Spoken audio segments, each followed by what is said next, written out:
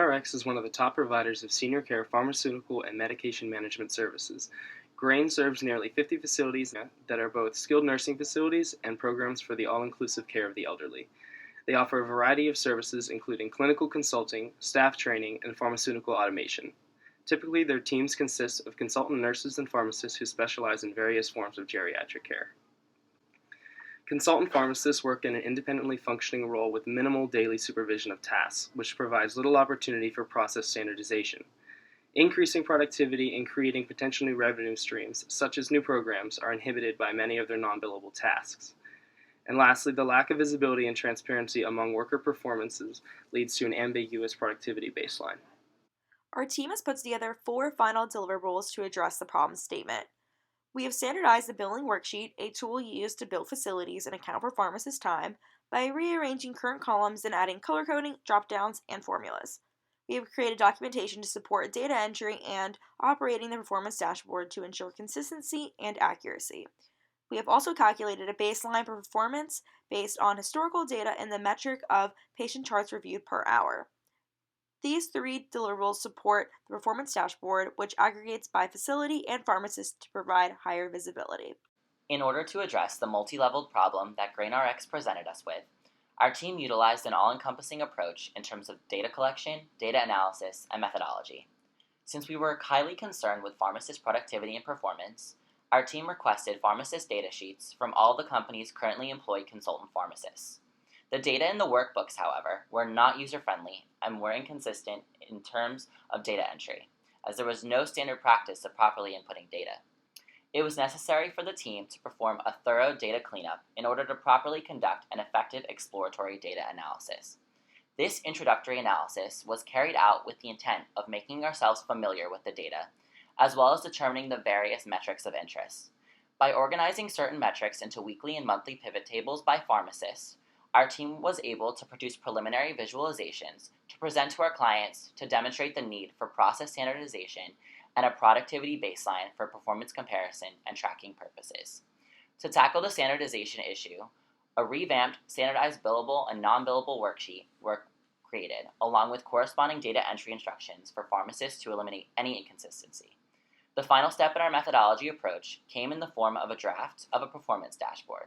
Providing our clients with an initial draft of the dashboard allowed our team to explain the direction that we wanted to go in regarding our final product. First, the user will copy and paste pharmacist billing data files from 1 or more months into the billing sheets folder. These will be used to generate the dashboard. The user could, for instance, copy 6 months or 1 year of data into this folder for a longer analytical horizon.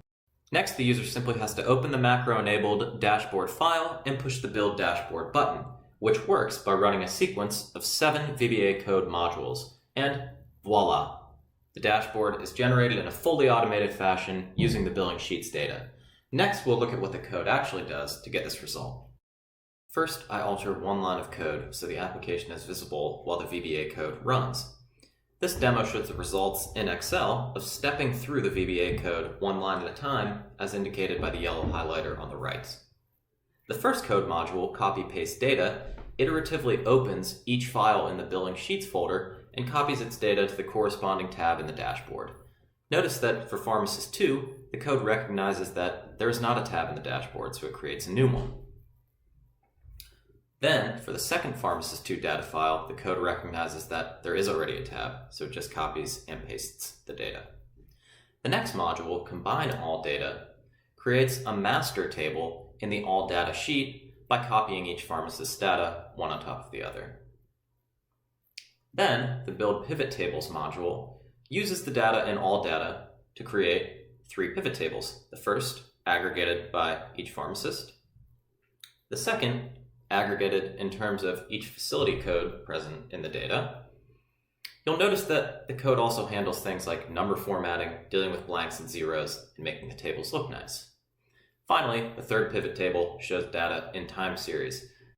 The code creates a pivot for each unique month-year combination it finds in the data. The manipulator code module makes copies of all combinations of independent and dependent variables used for plotting. You'll see that a number of copies are made from the pharmacist pivot table, and a number of copies are made from the facilities pivot table. The data validation module uses Excel's data validation features to create drop-downs that will be used for dynamic plots based on the primary key values of pharmacist and facility. Finally, the Generate Plots module uses the results of the previous two modules to create both static and dynamic plots for our dashboard. You can see that as we change the values in the dropdowns, the corresponding data are loaded into the plots or tables. We also have Pareto charts for billable and non-billable hours by facility, and a copy of the time series pivot table. You may be wondering, how are we going to reuse the dashboard since we've altered the original file? Well, the last code module saves a copy of this file as a macro-disabled workbook, which can be renamed for the current analysis period. The original file is closed without saving for reuse at another time. This project has created the ability to expand services, improve the revenue model, and supplement customer reporting. The dashboard provides opportunities for performance monitoring and also allows for higher visibility of facilities and pharmacists as GraneRx continues to grow.